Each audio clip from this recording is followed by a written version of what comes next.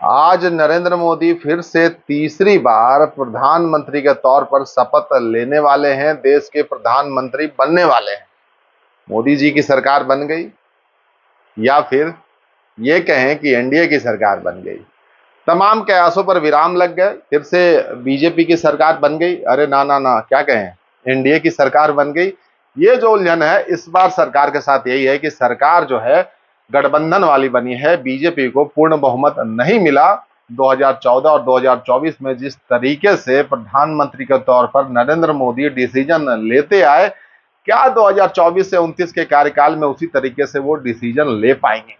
सवाल पूरे देश में यही घूम रहा है। बाकी आपको ये बता दें, आज देश के प्रधानमंत्री के तौर पर नरेंद्र मोदी शपथ ले लेंगे और उनके साथ नीतीश बाबू, चंद्रबाबू नायडू पर सबकी नजर होगी। हालांकि जिस तरीके से नीतीश कुमार ने पिछले अपने संबोधन में प्रधानमंत्री मोदी की बड़ाई की, फिलहाल के लिए तो कयासों पर विराम लगा दिया था कि नीतीश कुमार पलटने वाले हैं। हालांकि नीतीश कुमार का कोई भरोसा नहीं कि वो कब पलट जाएं, क्योंकि इसी में उनकी निरंतरता है और इसी के लिए वो जाने जाते हैं कि वो कभी निरंतर नहीं है, वो कभी भी पलट सकते हैं।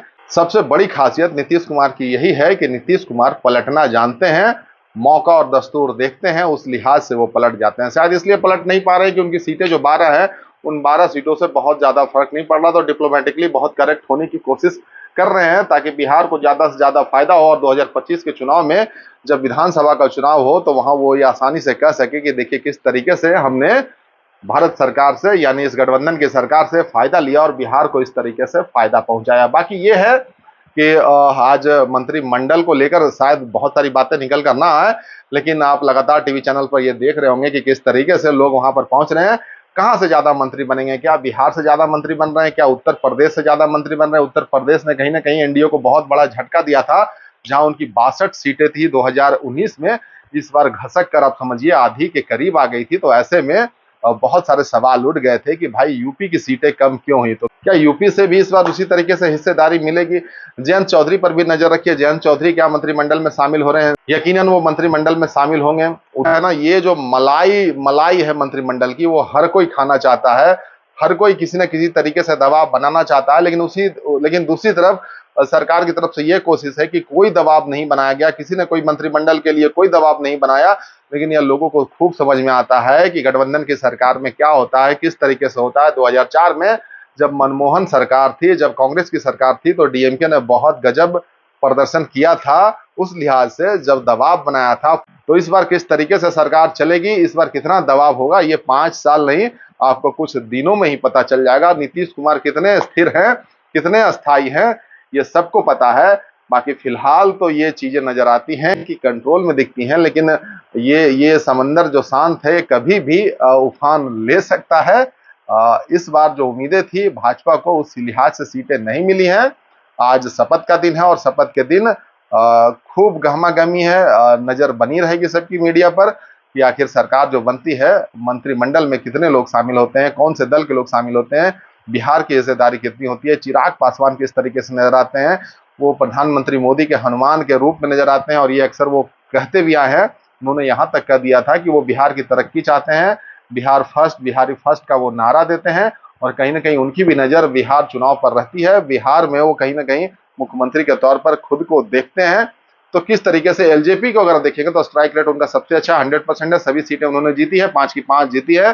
तो चिराग पासवान पर नजर रखिए। उधर हम के जो हैं जीतन राम मांझी, वो भी मंत्रिमंडल में जगह चाहते हैं और ये भी पता चला है उनको भी फोन आया है। तो जिनको जिनको फोन आया है वो अब सामने देखेंगे ही देखेंगे और तकरीबन लगता है कि सारे लोगों को फोन चला गया है। फिलहाल कोई नाराजगी ना रहे, आसानी से शपथ ग्रहण समारोह हो, कोई खटास नहीं आए, कोई मीडिया में कोई खबरें ना बने, इस लिहाज से भी लगातार एनडीए कोशिश कर रही है। प्रधानमंत्री मोदी के ऊपर काफी दबाव है, उससे ज्यादा दबाव अमित शाह के ऊपर है। बहुत सारी बातें हुई कि भाई क्या ये अमित शाह की वजह से चुनाव हारा गया, क्या ये जेपी नड्डा की वजह से चुनाव हारा गया, क्या ये कुछ रिजिड डिसीजन लिए गए उसकी वजह से चुनाव हारा गया, क्या योगी आदित्यनाथ इस चुनाव में बहुत खुलकर नजर नहीं आए, क्या योगी आदित्यनाथ को साइडलाइन किया गया, क्या राजस्थान का मामला गड़बड़ हो गया, क्या यूपी का मामला जो गड़बड़ हो गया वो किस वजह से हुआ, क्या योगी आदित्यनाथ उसकी वजह रहे, क्या जेपी नड्डा रहे, क्या अमित शाह रहे, या फिर जो स्टेटमेंट दिया गया था राजपूत समाज के ऊपर उस पर जो कार्रवाई नहीं हुई और जो हठ धर्मिता अपनाई गई या जबरदस्ती जो टिकट बांटेगा, यूपी में भी ये खबरें आई, क्या उसकी वजह से ये सरकार बहुमत से दूर रह गई, यानी मोदी 3.0 जो बहुमत की सरकार बनाना चाहती थी वो दूर रह गई। लगातार प्रधानमंत्री मोदी जब अपना भाषण दे रहे थे तो कभी भाजपा की सरकार नहीं बोल पाए, लगातार वो एनडीए की ही सरकार वो बोलते रहे और कभी भाजपा का जिक्र नहीं किया। तो ये नए दौर की सरकार है, 2024 की सरकार है, जिसमें गठबंधन की सरकार है, जिसमें एनडीए की सरकार है।